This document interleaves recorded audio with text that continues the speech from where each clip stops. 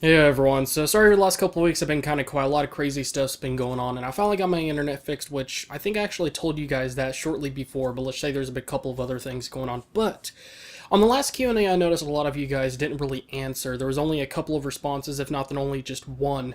And it's probably just because the last week's Q&A, or the last Q&A that I did, was a very, very simple question. It was one that people get asked all the time, and it was just not as interesting. And I do appreciate all of the responses you guys have given me, and, I've made sure to really try to figure out exactly how I'm going to be doing these Q&As without boring you guys with any, uninteresting, really dull and clean and probably very oftenly asked questions that people are used to being asked all the time, really.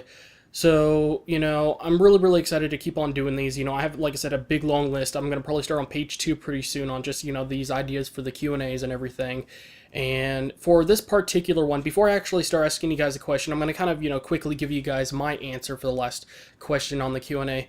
And that had to do with what was your favorite type of anime? And there's so many different types of animes.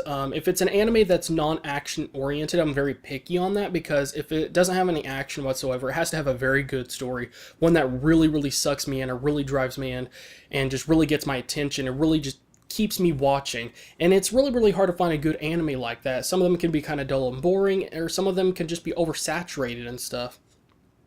But percentage wise, out of 100 for most animes that I watch, I would say they need to have probably 45% story and 35% action, and like maybe 5%, but I would say like 10 to 15% humor, and the other like 5 or 10% or whatever is left over for a couple of other small like things. I like there to be at least a little bit of humor occasionally. There are some very serious animes out there, and Attack on Titan's a really great example of that.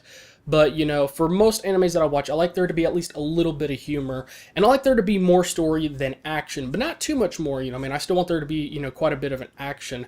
So, anyway, so for this week's question, my question for you guys is, what do you guys think it takes for an anime to last several seasons long? For example, like Naruto, Bleach, One Piece, and all these animes that have lasted so long. What do you guys think that it actually takes for an anime to last several seasons and just really last long overall? And it could be the way they actually do the anime, or maybe the way that they actually have everything organized, or the pacing. Does it have to do with what the anime is about? Does there need to be a couple of elements within the story? Does there need to be enough action, or a little bit less action? Like, what exactly does it take for an anime to last so long? And there's any key things that you think are very, very important overall? Because there's a couple of animes I've seen that have tried to last really, really long, but there was a couple of times where they really, really messed up badly, and there was a couple of chances they had to expand the story and make the series last even longer, but because they skipped over those chances and really missed those, and even though they had the opportunity, they didn't, and ended up biting them in the end anyways, and as a result, their series didn't last as long as they could have, and some of them last too long and end up being very dull and boring towards the end, or just lose interest. And we've seen a couple of animes where they just throw in a bunch of random stuff that you could tell weren't a part of the original story when it was actually written and everything, and they were just things just really thrown in there, and those things just really stand out, and it just really makes the anime not feel as good as it would have if they would have just stuck to the original writing and everything. But I just wanted to go and ask you guys this question. This is a kind of question I feel like there's many different ways you could look at it. I mean, there's just so many different ways. It could have to do with just the way they actually put the anime to work and actually get it out there, the way that they do the pacing, elements of the story, and maybe there's a couple of like key things they need to keep in mind while they're creating the anime. And some animes do just much better. Not every anime needs to last several seasons.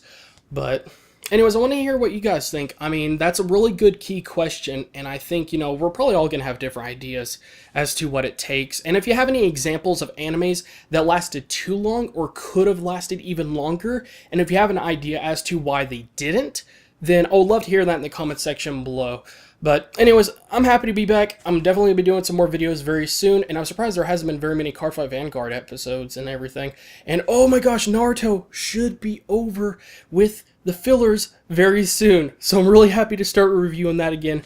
I usually would review fillers, but there's just been too many of them. Maybe I'll just review like the last 10 or 5 episodes or whatsoever, and just one big review or something like that. But anyways, thank you guys again, guys, for watching, and I'll see you guys in the next video.